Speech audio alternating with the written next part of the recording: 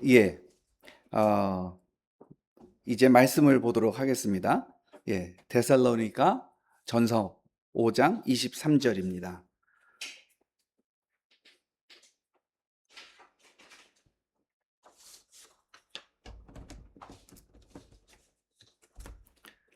예, 같이 읽도록 할까요?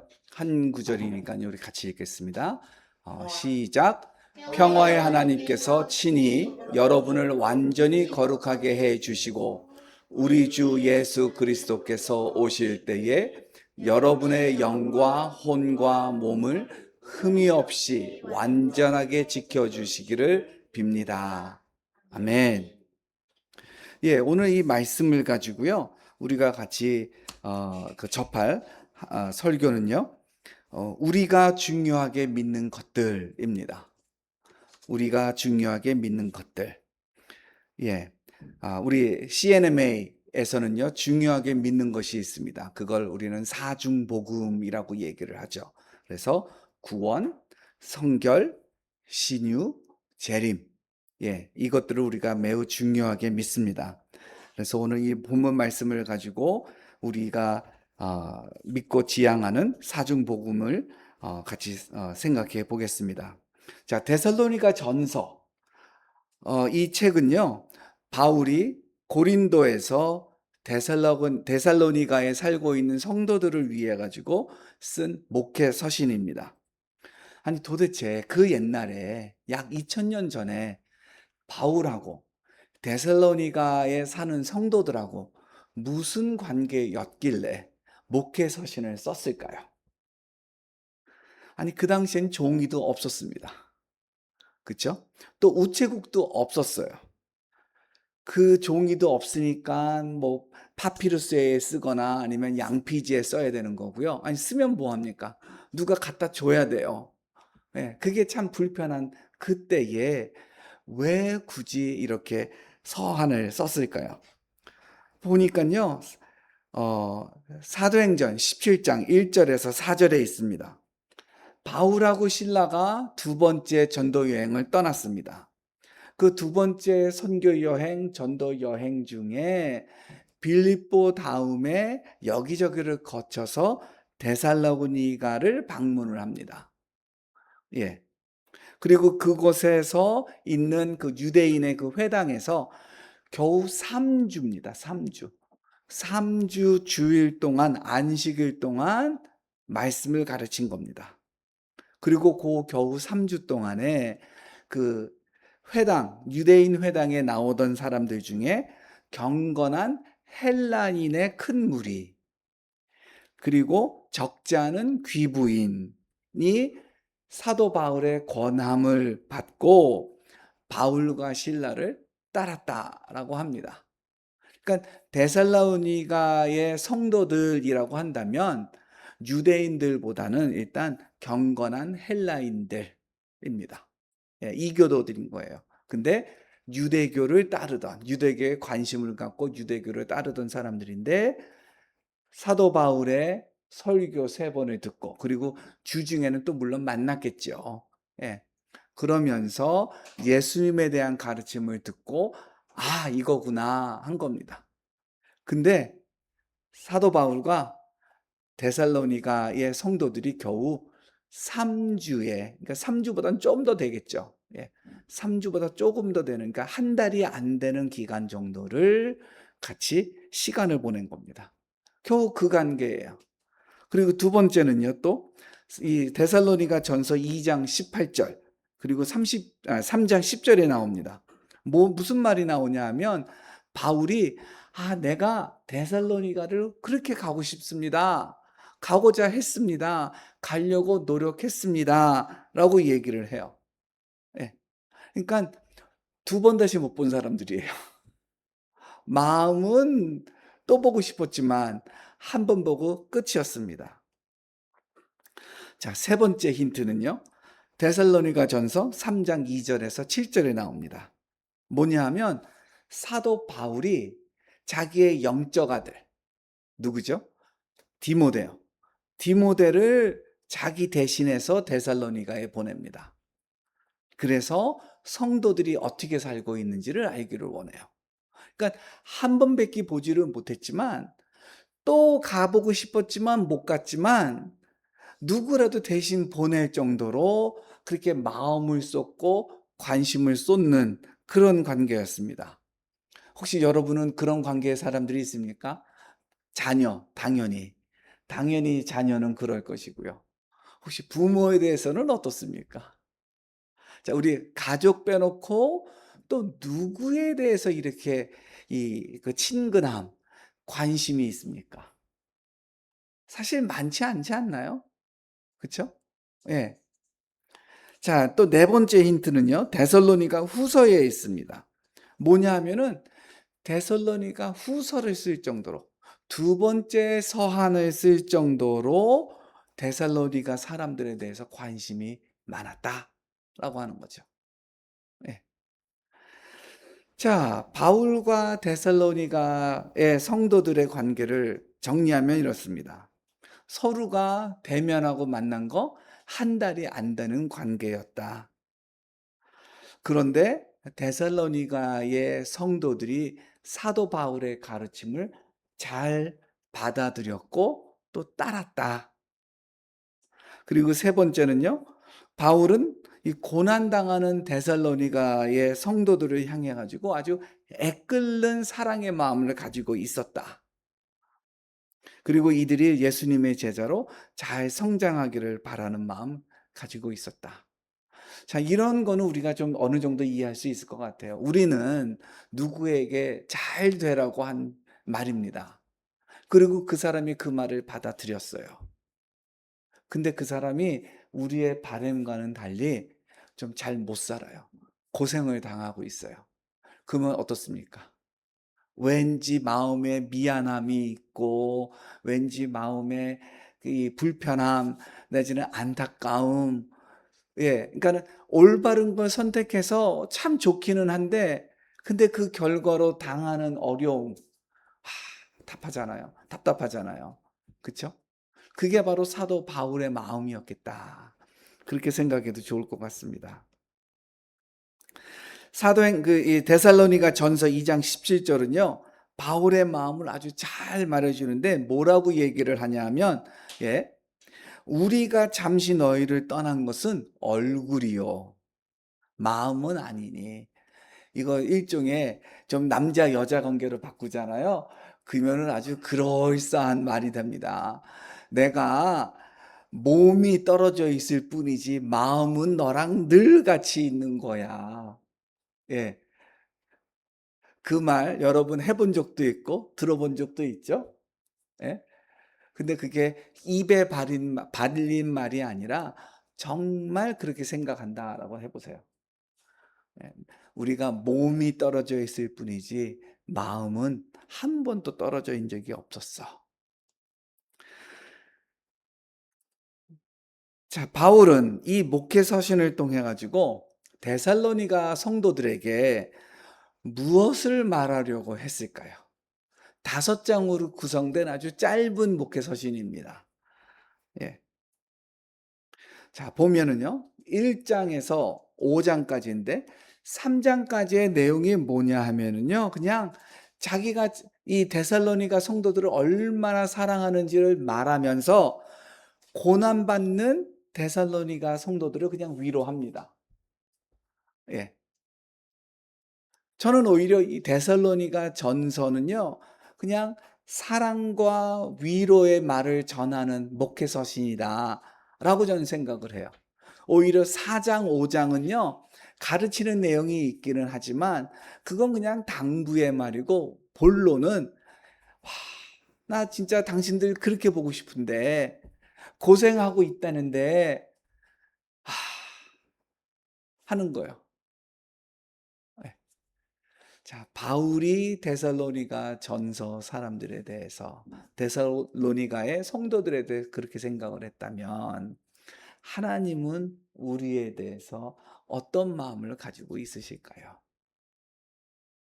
하나님은 우리가 하나님을 따라 나선 것, 그거를 보면서 참 좋다, 참 잘했다, 너무 흐뭇하다. 이런 말씀을 하지 않으실까요? 그쵸? 야, 참, 또 보고 싶은데, 또 보고 싶은데, 또 보고 싶은데, 이런 마음이 하나님은 가지고 계십니다. 거기에다가 또 한편으로는, 야, 믿음 따라 사는데 고생하네. 아이고, 어떡해. 하는 거예요. 아유, 믿음 따라 사는데 고생한다. 아이고, 어떡해. 예, 저는 바울이 데살로니가 성도들에게 가졌던 마음이 한낱 인간이잖아요. 바울이 아무리 하나님을 잘 알고 하나님에게 아무리 헌신이 되었고 그리고 하나님의 말씀을 아무리 잘 가르쳤더라도 바울은 그냥 인간이에요. 그죠? 그 인간이 데살로니가 사람들에 대해서 그런 생각을 가졌다면 도대체 하나님은 우리에 대해서 어떤 마음을 가지고 계실까? 이거를 우리는 바울을 거울로 삼아 가지고 좀 상상해 볼 수가 있을 것 같습니다. 예. 하나님은 우리를 사랑하시고요. 그리고 하나님은 우리를 향하여서 안타까운 마음, 아파하는 마음 가지고 있으시다. 자, 이런 맥락에서 오늘 이 본문을 우리가 좀 이해하면 좋겠습니다. 4장부터 이제 바울이 늘 하듯이 이것저것 가르쳐요. 이렇게 살아라. 그렇게 살면 안 된다. 이렇게 살아라. 하면서 쭉 가르쳐요. 그러다가 5장 23절에 와가지고 한번 딱 요약을 해 줍니다. 예. 저는 5장 23절이 데살로니가 전서에서 사랑과 위로를 전하는 내용, 그게 주 내용이고 4장, 5장의 내용에서 이것저것 가르치는데 그거를 딱 요약해 주는 말이 5장 23절이다 라고 생각이 됩니다. 자, 그런데 또 마침 이 5장 23절이 우리 교단 CNMA가 강조하는 사중복음의 내용을 담고 있습니다. 제가 이거 도대체 그 주제는 정했어요. 사중복음을 설교하고 싶다. 예, 우리가 사중복음 하면서도 그 내용을 접하지 않으면 그냥 그 껍데기만 우리가 생각하기가 쉽잖아요. 그러니까 이 사중복음의 내용을 좀 설교 시간에 얘기하고 싶다 생각이 들었어요. 그런 다음에 이것저것 본문을 찾았습니다. 이것저것 본문을 찾는데 영 시원찮은 거예요. 그래가지고 또 같은 고민을 했어요. 그래가지고 찾은 게 이건 거예요. 이거 말고 다른 본문도 있었는데 4개 중에서 한 2개를 말하고 있거나 3개를 말하고 있더라고요. 근데 데살로니가 전서 5장 23절은 4개를 다 말하고 있는 거예요. 그래가지고 제가 설교를 준비하면서 다른 분은 이 본문 가지고 뭐라고 설교했을까? 해가지고 제가 유튜브에서 또 찾아보기도 했습니다. 데살로니가 전서 5장 23절 사중복음으로 검색어를 넣어가지고 제가 그 유튜브에서 찾아봤어요. 설교가 있었을까요? 없었을까요? 있었습니다. 예, 누가 그 설교를 했을까요? 성결교회 쪽에서 그 설교를 했더라고요. 예. 그러니까 저 목사님도 나랑 같은 생각이었구나. 되게 반가웠습니다. 근데 이분은 사중복음을 설교하기보다는 그 성결교회의 요즘의 그 신학은 사중복음과 함께 웨슬레 신학인데 그 웨슬레에 대해서 그렇게 얘기를 막 하다가 끝나더라고요. 예. 가지고 오히려 사중복음에 대한 얘기는 적었던 거예요. 그래가지고 아니 제목은 성결교회와 사중복음인데 왜 사중복음은 얘기를 말씀을 안 하시지? 예, 그랬었습니다. 예, 그러니까 데살로니가 전서 5장 23절을 가지고 여기에서 사중복음의 내용들을 찾은 분들이 또 있더라. 너무 반가웠습니다. 자, 사중복음의 내용이 뭐예요? 예수 그리스도는 구원의 주, 성결의 주, 신유의 주, 그리고 재림의 왕이시다라고 하는 겁니다. 그러니까 구원, 성결, 신유, 재림 요것만 딱 생각해서는 안 되고 구원이 누구랑 연결된 거예요? 예수 그리스도와. 그리고 성결이 누구와 연결된 거예요? 예수 그리스도와.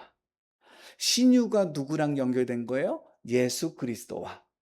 그리고 재림이 누구랑 연결된 거예요? 예수 그리스도와 연결되어 있는 것이다 라고 하는 겁니다. 자, 구원의 주. 첫 번째로 예수 그리스도는 구원의 주이십니다. 오늘 본문은요, 주 예수 그리스도를 말씀을 하셨어요. 그렇죠? 종종 우리는 주 예수 그리스도를 말합니다. 아이고 주님, 예수님, 예수 그리스도, 주 예수 그리스도 뭐 이런 얘기 우리 하지 않습니까? 기도할 때나 아니면 우리 성경 공부할 때나 이런 얘기를 합니다. 우리에게 참 친숙한 표현이에요. 주 예수 그리스도. 자, 우리는 이 표현을 무슨 의미로 쓰고 있나요? 좀 그냥 익숙한 표현으로 혹시 쓰고 있지 않습니까? 사도 바울은요, 요 표현을 쓸 때 특정 의미를 가지고 쓴 겁니다. 그러니까 그냥 주 예수 그리스도 한 것이 아니라 주에는 어떤 의미를 가지고 예수는 어떤 의미를 가지고 그리스도는 어떤 의미를 가지고 그렇게 설교를 그렇게 쓴 겁니다. 주라고 하는 것은 헬라어로 쿠리오스라고 하는 말입니다. 이 쿠리오스는요, 무엇의 번역이냐 하면 여호와의 번역입니다. 그러니까 여호와 예수 그리스도 이렇게 얘기해도 틀린 것이 아닙니다. 예. 그러니까 여호와는 누구예요? 창조하신 하나님이십니다. 그죠? 권능의 하나님이십니다. 예. 그러니까 사도 바울이 주 했을 때는 권능자니까 뭐예요? 통치권자를 말하는 겁니다. 예. 주. 그런 의미고요. 그리고 예수는 이름입니다. 근데 그 이름의 의미가 또 있어요. 그렇죠? 의미는 뭐예요? 여호와는 구원이시다. 예수님께서요, 이름만 여호와는 구원이시다라고 한 것이 아니라 삶으로 그거를 이루셨어요. 그렇죠? 성육신 하셨습니다. 그리고 십자가에서 죽으셨습니다. 그거로 끝난 것이 아니라 다시 살아나셔서 온 인류에게 구원의 길을 만드셨습니다. 그렇죠? 그리스도는요, 크리스토스라고 하는 말입니다. 헬라어로. 그것이 무엇의 번역어였어요? 메시아의 번역어였습니다. 메시아는 뭐예요? 기름 부음 받은 자. 즉 예수님은 그냥 본인이 나 예수야, 내가 주야라고 주장한 것이 아니라 이미 구약에서 약속되었던 그 구원자, 왕, 그리고 제사장임을 의미합니다. 자, 정리하면 주 예수 그리스도는 호칭은 하나님이시고 그리고 우리를 구원하는 분으로 약속된 분이다라고 하는 것입니다. 자, 그런데 우리가 이 데살로니가 전서로 오잖아요.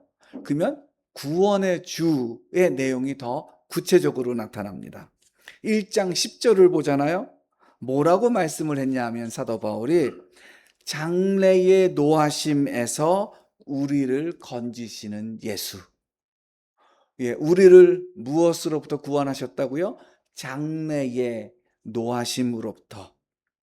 5장 9절은 또 뭐라고 얘기를 하냐면 하나님이 우리를 세우심은 노하심에 이르게 하심이 아니요 오직 우리 주 예수 그리스도로 말미암아 구원을 받게 하심이라. 이어서 10절은요. 예수께서 우리를 위하여 죽으사 우리로 하여금 깨어 있든지 자든지 자기와 함께 살게 하려 하셨으니라.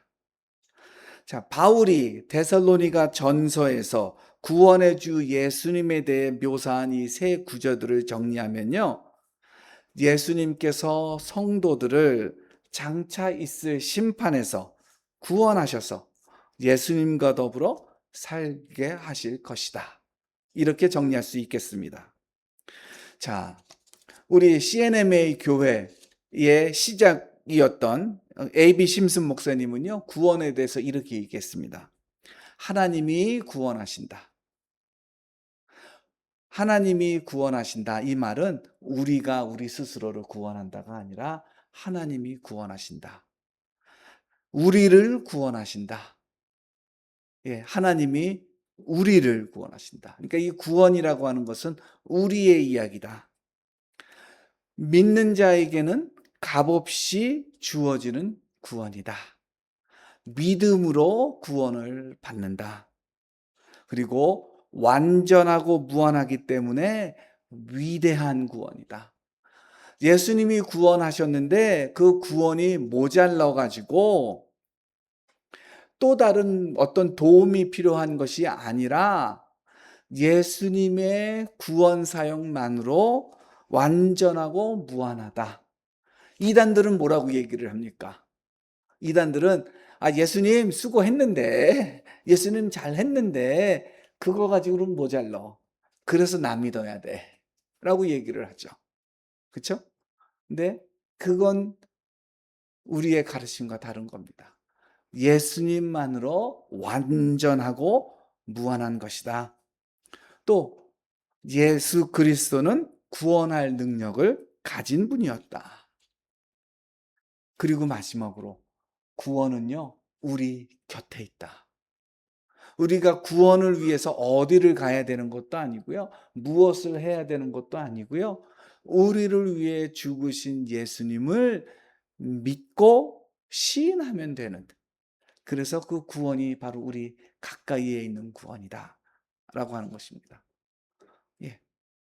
A.B. 신슨 목사는 구원의 주 예수 그리스도를 이렇게 설명을 했습니다. 자, 두 번째로 예수님은 성결의 주이십니다. 오늘 본문은 뭐라고 얘기를 했습니까? 완전히 거룩하게 해 주시고, 맞습니다. 예수님께서 우리를 완전히 거룩하게 해 주십니다. 우리가 우리를 거룩하게 되기 위해서 노력하는 것이 아니라 우리는 거룩해진 사람으로서 마땅한 행실을 사는 겁니다. 우리가 남에게 착한 마음을 가지고 착한 행동을 하고 우리가 금식을 하고 하나님께 나아가려고 하고 뭐 이런 것들이 우리를 거룩하게 만드는 것이 아니라 예수님께서 우리를 거룩하게 하셨습니다. 그리고 그거에 따라 합당한 삶을 사는 것입니다. 자, 여자분들은 드레스, 남자분들은 양복 입는 거 좋아하십니까? 좋아하는 분도 있고요. 저 같은 경우는 별로 안 좋아해요. 저는 그러니까 오늘도 양복을 안 입었잖아요. 예.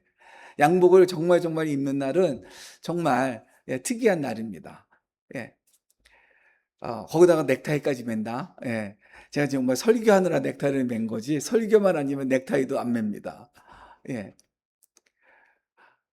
그런데 이런 옷이요, 참 사람을 이게 보기 좋게 만들어줘요. 제가 나오는데 우리 막내 아들이, 아빠 오늘 좀 멋있는데? 그러더라고요. 예. 자, 그것이 상이라고 한다면 또 벌도 있죠. 일단 양복을 입으면 참 행동거지가 조심스러워집니다. 예, 아무데나 앉기가 불편해지고요. 예, 좀 의자 위에 앉아야 될 것 같고, 또 몸도 과격하게 움직이는 게 좀 어려워지고요. 예, 정말 행동거지가 올바라집니다. 예, 제가 이 얘기를 왜 하느냐? 우리가 성결의 주를 따르는 것이 바로 그거다라고 하는 거예요. 예수님께서 우리에게 양복을 입혀 주셨고, 그리고 우리에게 드레스를 입혀 주셨다. 내가 입은 것이 아니라. 예. 그러면 양복을 입었으니 그 양복을 입은 대로 살아가야 된다라고 하는 거죠. 드레스를 입었으니 드레스를 입은 대로 살아가야 된다라고 하는 겁니다. 제가 후회하는 것 중에 하나가 뭔지 압니까? 글쎄, 양복 입고 구두 신은 채로 축구공을 찼던 거 후회합니다. 양복은 안 망가졌는데요. 그날 이후 구두는 망가졌습니다. 예. 양복을 입었으면 양복을 입은 대로 살아가야 되잖아요. 그쵸? 네. 그게 바로 심슨 목사가 CNMA 목회자들과 성도들에게 얘기했던 내용입니다. 성결의 주를 따라 사는 거예요. 자, 좀 더 심슨 목사가 한 얘기를 좀 제가 읽어 드리면, 성결은 죄로부터의 분리입니다. 그것이 성결의 근본 개념입니다. 성결한 기독교인은 죄와 악한 세상과 심지어 자기 자신으로부터, 그리고 새로운 삶에서 자신과 그리스도를 나누는 모든 것으로부터 분리합니다. 나를 그리스도로부터 떨어뜨리게 하는 것, 그거로부터 우리 스스로를 분리하는 것, 그게 성결이라고 합니다. 성결이라고 하는 것은 하나님에게 헌신되어져 있는 것을 말합니다. 하나님께 헌신하는 것, 그게 성결입니다. 성결한 기독교인은 모든 영역에서 하나님을 기쁘게 하시기 위해 하나님에게 전적으로 드려진 것입니다. 그래서 성결한 기독교인의 첫 번째 생각은 뭐예요? 항상 주의 뜻이 이루어지소서라고 하는 것입니다. 자기의 유일한 바람은 하나님을 기쁘게 하고 하나님의 뜻을 따르는 것입니다. 이것이 성결의 단어가 담고 있는 뜻입니다. 자, 이 말은 다시 말해서 구별됨이라고도 얘기할 수가 있겠습니다. 예, 세상으로부터 구별되어져서 하나님 앞에 있는 것, 그것을 성결이라고 얘기할 수 있겠습니다. 성결은 하나님의 뜻과 하나님의 형상에 일치하는 것을 의미합니다. 성결한 기독교인은 하나님 말씀에 순종적이고 따릅니다. 성결한 기독교인은 자신이 인자하고 지혜로운 하나님의 뜻을 인생의 다른 어떤 것보다 더 원합니다. 성결한 기독교인은 자신이 하나님의 뜻을 모르면 뭔가 놓치고 있구나 하는 것을 의식합니다. 성결한 성도는 자신의 뜻보다 하나님의 뜻이 훨씬 더 좋은 것임을 믿고 알고 본능적으로 당신의 뜻이 이루어지이다 라고 외치는 겁니다. 성결하다라고 하는 것은 어찌하든지 간에 나보다는 하나님을 먼저 두려고 하는 마음 자세, 그리고 그거에 이어서 어떻게든 실천할 때 성결의 주를 따르는 것이다 라고 얘기할 수 있겠습니다. 그러고 보면 완전히 거룩히 해 주시고 라고 하는 말, A.B. 심슨 목사님은 잘 이해했던 것 같습니다. 우리가 성결해지는 것이 아니라 하나님이 성결케 해 주셨고 그거에 합당한 삶을 사는 것, 그것이 성결입니다. 세 번째로, 예수님은요 신유의 주이십니다. 오늘 본문은 뭐라고 얘기를 합니까? 영과 혼과 몸을 흠이 없게 지켜주시기를. 우리가 우리의 육신과 마음을 건강하게 유지하기 위해 노력해야 되는 건 당연합니다. 우리가 예배 드리기 전에 잠시 모여서 같이 이런저런 얘기를 했었는데요. 주제가 건강이었습니다. 예. 그래서 처음에 이 시작이 커피로 시작이 돼가지고 얘기를 하다 보니까 그 소화로 가가지고, 예, 그런 다음에 그것이 담낭으로 간 다음에요. 또 한의학 이야기를 막 하다가, 예, 하여튼 이 건강 이야기를 우리가 쭉 했었습니다. 예, 우리가 우리의 건강을 지키려고 노력하는 거, 그거는 예수를 믿던 안 믿던 누구나 하는 겁니다. 그쵸? 예, 예수를 믿던 안 믿던 건강을 유지하기 위해 노력하는 건 당연한 거예요. 그럼에도 불구하고 우리가 피곤해가지고 힘들 때가 있고요. 또 아플 때가 있죠. 예, 제가 십수년 전에 크게 아파가지고요. 병원에서 일주일 넘게 절대 금식을 했었습니다. 예. 뭐, 누구의 잘못이겠습니까? 제 잘못이죠. 제 잘못. 예. 그리고 또 하나 얘기한다면, 이 세상이 불순종으로 타락하지 않았습니까? 그러니까 지금 이 세상은 어떤 세상이에요? 하나님께서 창조할 때에 그 세상이 아닙니다. 그러니 창조 원리가 고스란히 지켜지지가 않으니까 우리의 몸이 낡아지고 아프게 되는 거, 그건 당연한 겁니다. 예.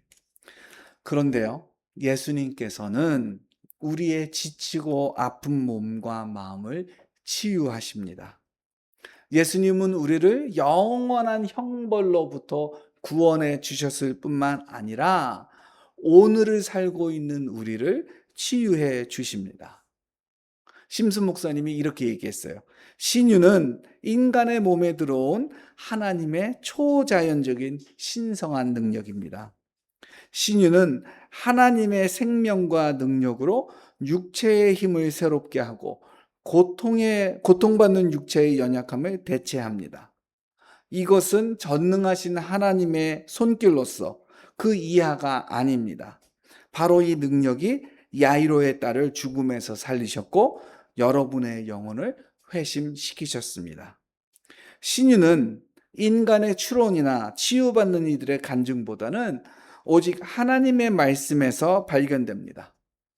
온 우주에서 온갖 간증을 모았더라도 성경에서 찾을 수가 없다면 그것은 진실되다고 말할 수가 없습니다. 우리 인간의 지성이 추론하는 모든 것이 혹시 성경에 뿌리를 두고 있지 않다면 그것은 무가치한 것입니다. 진리는 하나님의 영원한 말씀 위에 서고 그렇지 않다면 그냥 단순히 인간의 것입니다. 신유는 언제나 하나님의 뜻을 인식하고 그 뜻에 온전히 복종하는 것입니다. 신유를 구하는 그리스도인은 하나님의 뜻을 알 때까지 기다려야 하며 그 뜻을 알게 되면 주저없이 붙잡아야 됩니다. 우리의 육신의 연약함을 하나님께 내어놓으며 하나님께서 치료하여 주시기를 구할 때 우리가 계속 구하는 겁니다. 그러다가 그 기도하는 중에 하나님이 우리에게 확신을 주신다면 그 약속을 믿고 하나님께 계속 기도를 하는 것이죠. 만약 아픈 사람이 하나님께서 자기에게 맡기신 일이 이루어졌고 이제 본향으로 부름받았다라고 확신한다면 그러면 하나님께서 치유하시기보다 나를 이제 천국으로 부르시는구나. 예, 그 뜻에 순응하고 주님의 축복받는 품에 안식해야 합니다. 이게 바로 신유입니다. 내가 원하니 하나님은 무조건 고쳐줘야 돼가 아니라 자애로우신 하나님께서 나의 연약함을 불쌍히 여겨 주시기를 믿고 나아가는 겁니다.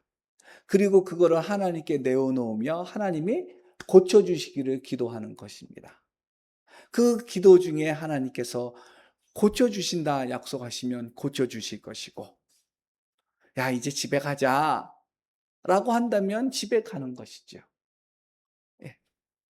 자, 이것이 바로 A.B. 심슨 목사가 말한 신유입니다.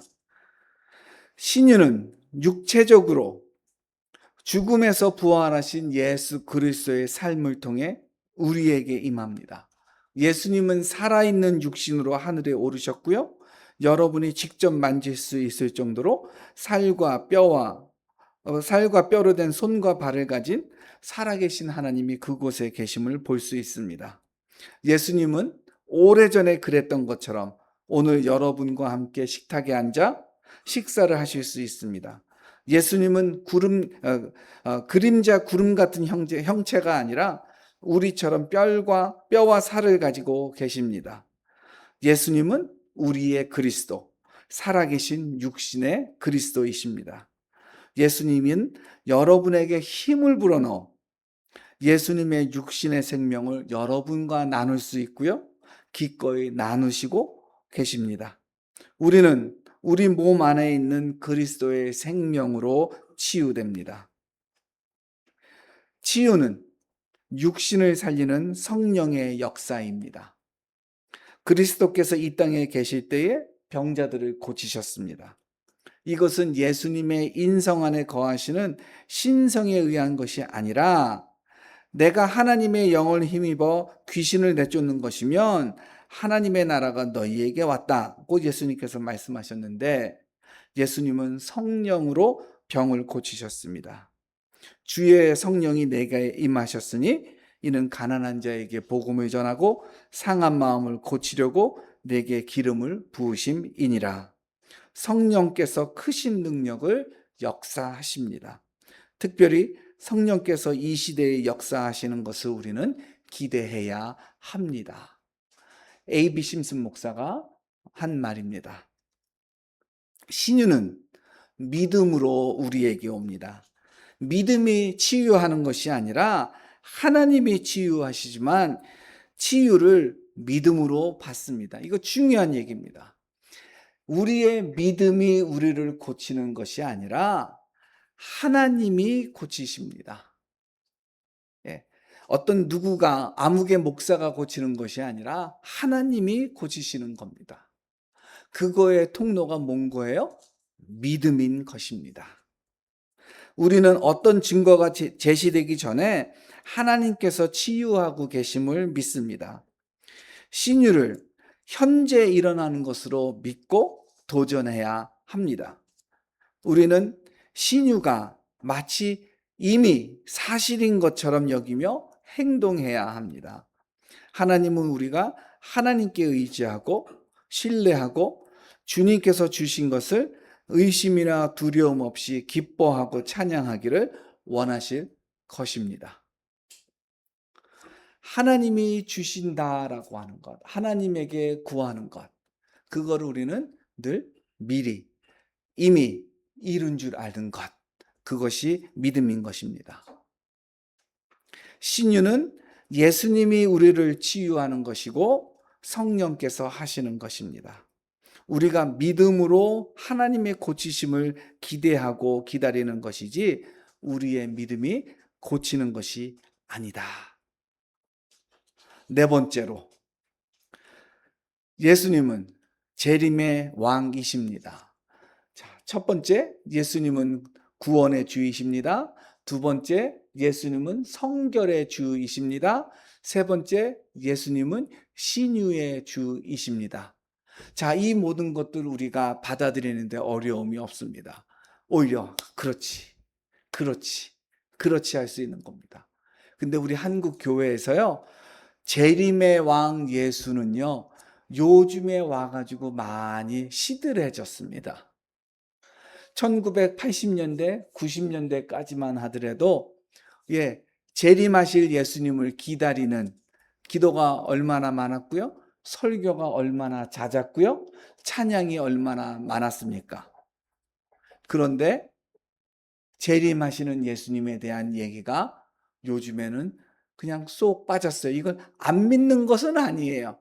다만 별로 관심을 가지지 않아 보입니다. 오늘 본문에 사도 바울이 뭐라고 얘기를 했습니까? 예수 그리스도께서 오실 때라고 얘기를 합니다. 부활하신 예수님께서 제자들 앞에서 하늘로 올라가셨습니다.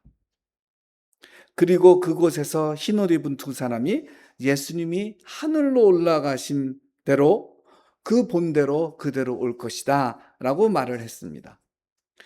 초대교회 성도들에게는요, 예수님의 재림이 예수님의 부활만큼이나 승천만큼이나 확실한 사실이었습니다. 자, 예수님의 재림할 걸 못 믿겠다고요? 그렇다면 예수님의 부활은 도대체 어떻게 믿으세요? 도대체 예수님이 비행기도 없는데 로켓도 없는데 하늘로 올라갔다는 것은 어떻게 믿으세요? 이 세계가 연결되어 있는 겁니다. 아니, 예수님의 탄생도 기적적이죠. 예수님의 탄생이 기적적이죠. 처녀가 애를 낳았습니다. 처녀가 애를 낳았다. 그리고 죽었나 보다 합니다. 근데 부활하셨습니다. 기적이에요. 그분이 승천하셨어요. 근데 그분의 재림이 안 믿어진다고요? 이 네 개가 쌍입니다. 기적의 탄생, 기적의 부활, 기적의 승천, 그리고 기적의 재림입니다. A.B. 심슨은 예수님의 재림에 대해서 이렇게 가르쳤습니다. 예수님이 각각의 그리스도인의 마음에 임한다. 마음속으로 정서적으로 임한다. 그 뜻이 아닙니다. 우리가 죽을 때에 예수님께서 오신다라고 얘기하는 것도 아닙니다. 사망과 주님의 재림은 매우 뚜렷하게 대조가 됩니다. 사망은 원수인 반면에 예수님의 재림은 가장 소중한 친구의 반가운 방문입니다. 사망은 우리 마음에 쓰라린 상실을 만들어 놓지만 예수님의 재림은 우리 모두에게 진정한 위로이자 사망의 해독제가 됩니다. 우리는 복음 전파와 기독교의 진보를 통한 예수님의 영적인 재림을 의미하지 않습니다. 성경 어디에서도 그리스도께서 홀로 오실 것으로 말하지 않았습니다.